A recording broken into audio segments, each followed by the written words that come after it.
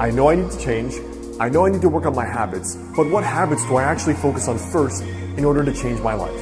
Now in this video, I want to share with what I recommend would be the very first habit that actually can change your life in a very big way, especially if you need to get fitter, you need to work on your finances, or there's a lot that needs to be worked on and you're completely reinventing yourself. So I want to start with the story first to see if you can spot some of the key differences between two people that are both trying to reinvent themselves. June 15th, 1954. Two beautiful twins are born into the world. Their names are Billy and Kelly. Now they're both born into the same social class, middle class.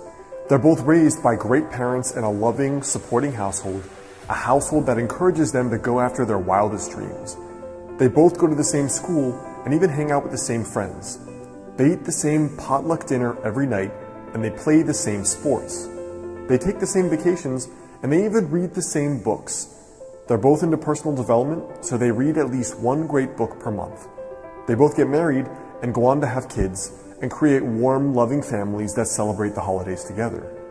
They both read the same magazines, watch the same TV shows, and even go to many of the same events as adults. But here's where they differ.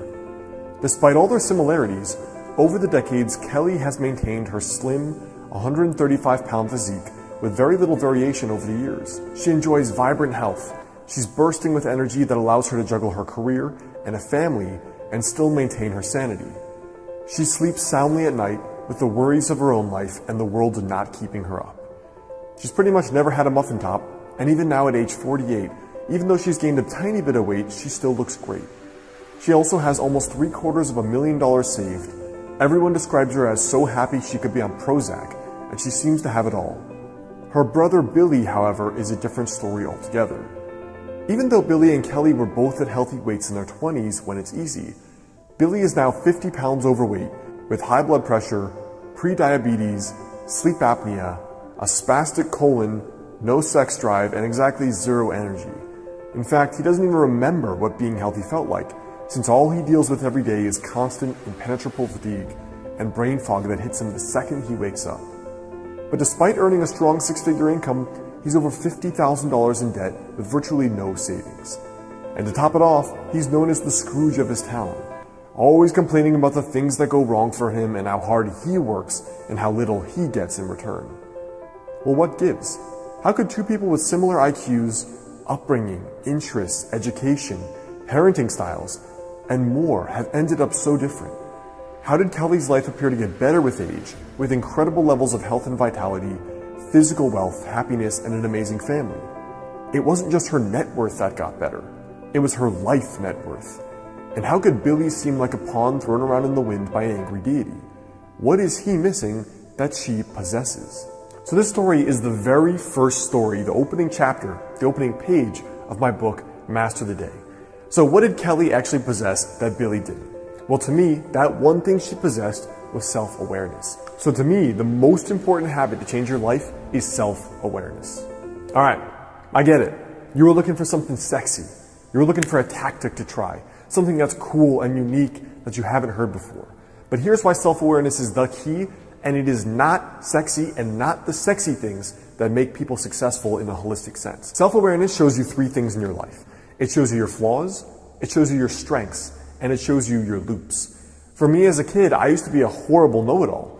I would read books on every subject imaginable. I read hundreds of books. And the thing is, I knew lots of things from an intellectual perspective. I could tell you about sports and medicine and philosophy and meditation from an intellectual perspective, but not from a direct experience perspective. You know, I knew a lot about sex, but not about having sex, if you know what I mean. That my flaw was that I was a know-it-all. So it took me years of self-awareness practice to understand that was a flaw. And sometimes it's better to keep friends than to be right. But it also will show you your strengths. As a kid, I was also extremely sensitive. I'm an INFJ Myers-Briggs type, super introverted and super receptive and perceptive about people's emotions. So as a kid, I could read people almost by the time we'd finish shaking hands. I could predict their personality pretty accurately. And it was kind of scary to me, but it was through these self-awareness exercises that I could learn that was actually a gift. That was actually something I was good at. But that was also something to know I should double down on what my strengths were.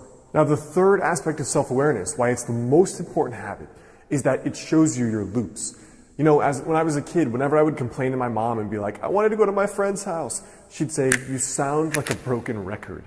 All of us have loops. There are many names for these things, but they're basically the behaviors you know about your own friends and family that they always do that's annoying as hell, and you know that it's not helping them in life.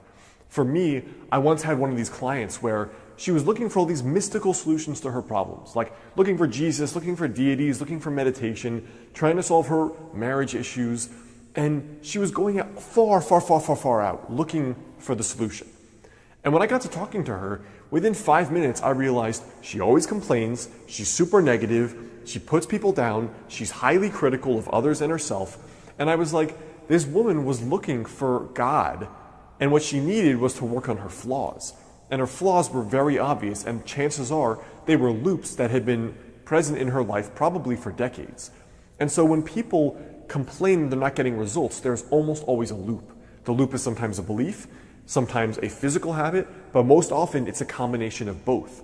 Through self-awareness, you will know when you go into yourself what your flaws are, what is stopping you from having whatever the results are you want in your relationship, in fitness, in finances. All right, so what do you actually do about self-awareness though? How can you actually improve it? Well, meditative traditions have been doing that for thousands of years, but for me, what I did was a nightly review. Now, I've talked about this before in some of my previous videos, but you can just as easily do this with a blank piece of paper. And here's what I do. You say, what did I do well today? What did I not do well? And what loops do I need to work on breaking? So for example, you might have realized, hey, yesterday you did a good job complimenting your aunt on losing weight when you saw her at Christmas or Thanksgiving. That's a great trait. However, you might have noticed that your mom commented on you and you got insecure, felt threatened, and you lashed out. And you're like, Mom, blah, blah, blah, blah. You know, you regressed maybe 10 or 20 or 30 years. It's okay, it happens. But I would put that on that paper. Great job complimenting people in a genuine way. That's a great trait. What I need to work on, not getting so defensive when mom talks to me about my weight or with some other issue. Most often it happens with family because we are great at triggering each other. That's a great example of what I would need to work on. And then the third thing is, what are the loops that I need to fix? For example, in my early and mid-20s, I struggled a lot with saving and earning more money. And I found that behind it, first of all, was that I thought that, hey, life is short, screw it. Might as well enjoy my life, go on that trip, go to Six Flags, buy these video games, do whatever I want. So my belief was that life is short, why save money? So I would write down that there's a belief here that's preventing me from growing. My action was that I was not saving, and what I have to do is I have to start saving $10 a day, for example, or $3 per day. So in my opinion and experience, the habit that changes your life is the habit that gives you God vision about yourself, your strengths, your flaws, your weaknesses, and most of all, your loops, the repetitive patterns of thinking and of doing that are often sabotaging. They're not getting you the best results you want, because otherwise, why would you be here trying to reflect on why you're not getting the results you want in life, right? Same way I was. So what I want you to think about today, your tiny daily habit, is to do this 3-part ritual. Do the nightly ritual. What did I do well yesterday? What did I do poorly? What are the loops I need to break? And you can think, most often it's where you're not getting results. Usually finances, health, or relationships. So think carefully about those and where those loops are.